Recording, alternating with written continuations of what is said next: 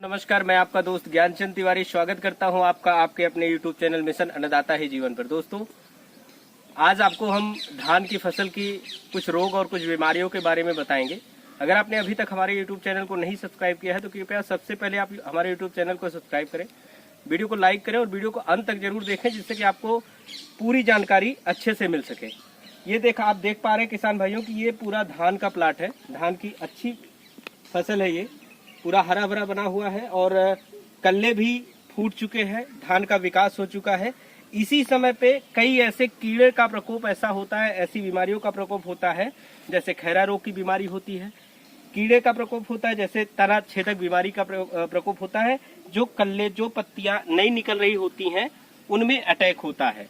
जैसे आप हमारे हाथ में देख पा रहे होंगे कि हमारे हाथ में ये धान का ताजा कल्ला है और आपको एक हम निकाल के भी दिखाते हैं कि उसमें किस तरीके से ये कीड़े लगे हुए हैं।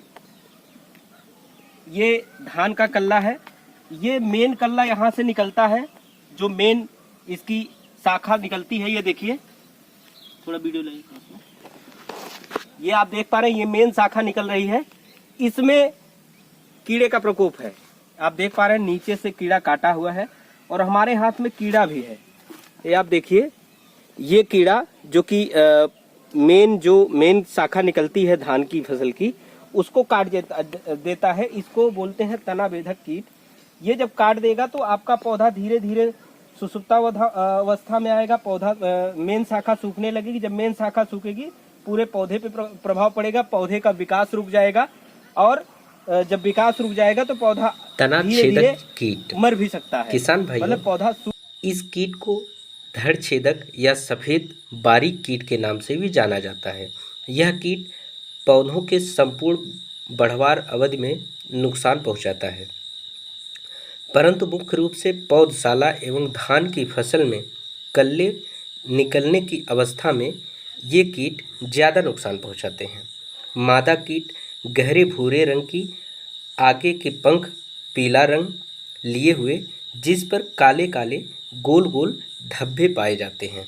इस कीट के जीवन चक्र में 4 अवस्थाएं होती हैं, जैसे अंडे, इल्ली, कोसा एवं पतंगा अवस्था होती है। एक मादा कीट लगभग 100 से 200 अंडे पत्ते के ऊपरी भाग पर गुच्छे में देती है और ऐसे अंडों के हर एक गुच्छे में 50 से 80 अंडे होते हैं।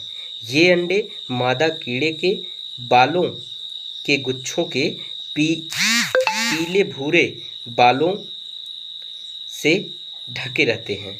ये अंडे 5 से 9 दिन में उगते हैं। तत्पश्चात गिडार पत्तियों से नीचे आते हैं तथा तने के निचले भाग में सुराख बनाकर अंदर घुस जाते हैं और अंदर के भाग को खाते रहते हैं, जिससे मध्य सुराख सूख जाता है और पौधा बाली धारण करने के योग्य नहीं रह जाता। ऐसे पौधों को हम मृत सिरा या डेड हर्ट कहते हैं। ऐसे तनों को खींचने पर कल्ला आसानी से बाहर आ जाता है। यदि ग्रसित तने को चीरकर देखें तो अंदर इल्लियां दिखाई देती हैं।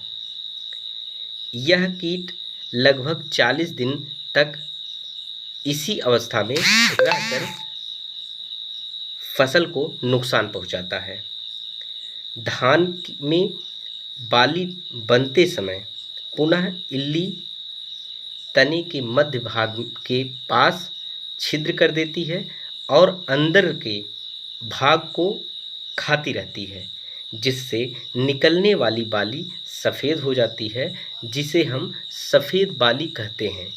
इस बाली के सभी दाने खोखले रहते हैं और दाने नहीं बनते। बाद में इसी को हम पहिया कहते हैं। कभी कभी आप देखते होंगे कि जब आपकी धान की फसल की हार्वेस्टिंग होती है तो कुछ बालियां ऐसी होती हैं जिसमें दाने नहीं बने होते हैं। तो किसान भाई, उसका यही कारण होता है कि धान की फसल जब आपके खेत में खड़ी थी और बालियां निकल चुकी थी, तब तना छेदक कीट का प्रकोप हो गया था और ऐसी परिस्थितियों में यह दिखाई नहीं देते हैं। तो किसान भाइयों, यह तो आपने अब जान ही लिया होगा कि तना छेदक कीट किस तरीके से काम करता है और किस तरीके से हमारी धान की फसल को नुकसान पहुंचाता है। अन्नदाता बंधुओं, अब हम बात करते हैं धान की फसल में तना बेधक कीट के नियंत्रण के बारे में। सामान्यतः आपने देखा होगा कि हर चीज़ के लिए लोग अलग अलग दवा बताते हैं, जबकि कभी कभी ऐसा होता है कि वह किसान भाइयों के पास पहले से ही उपलब्ध होता है। अन्नदाता बंधुओं, जब हम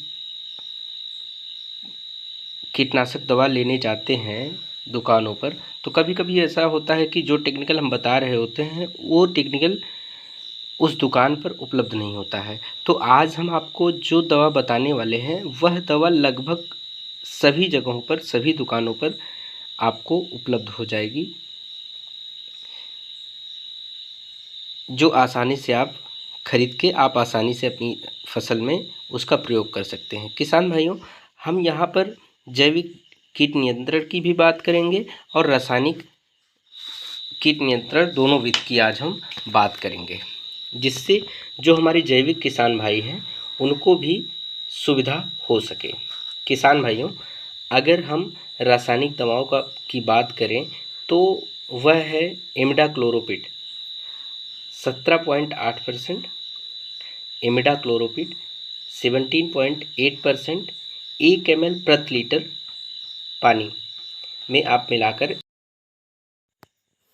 किसान भाइयों, इमिडाक्लोरोपिड 17.8% 1 से 2 ml पर लीटर पानी के घोल में आप मिलाकर आप अपनी धान की फसल में स्प्रे कर सकते हैं।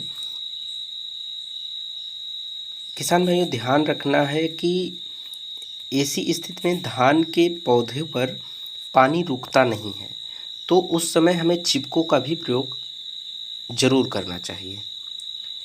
चिपको में किसान भाइयों एक्टिव 80 का प्रयोग प्रति टंकी 15 से 20 ml प्रति टंकी स्प्रे करना बहुत ही लाभदायक होता है। एक्टिव 80 चिपको का भी काम करता है और आपकी धान की फसल को एक्टिव करता है, यानी एक्टिवेटर का भी काम करता है। तो चिपको के रूप में आप एक्टिव 80 का प्रयोग करें, जो कि इमिडाक्लोरोपिड के साथ उपयोग किया जा सकता है। दूसरी दवा जो है किसान भाइयों, क्लोरोपाइरीफास 20%, ये भी 1.5 से 2 ml पर लीटर पानी में आप मिलाकर इसका भी प्रयोग कर सकते हैं। इसके साथ भी चिपको का प्रयोग आप एक्टिविटी के रूप में चिपको का प्रयोग आप इसके साथ भी अवश्य करें। तो किसान भाइयों, इन दोनों दवाओं में अगर हम बात करें कि सबसे बेहतर दवा कौन सी है जो कि सबसे बढ़िया रिजल्ट देगी, तो उसमें इमिडाक्लोरोपिड बहुत ही बढ़िया रिजल्ट आपको देगी। किसान भाइयों, यह रही बात रासायनिक नियंत्रण की। अब हम बात करते हैं कि हमारे जो किसान भाई, जैविक किसान भाई हैं, उनके लिए हम क्या स्प्रे करें। जैविक कीट कंट्रोल के लिए, जैविक विधि से हम तना बेधक कीट के उपचार के लिए हम क्या।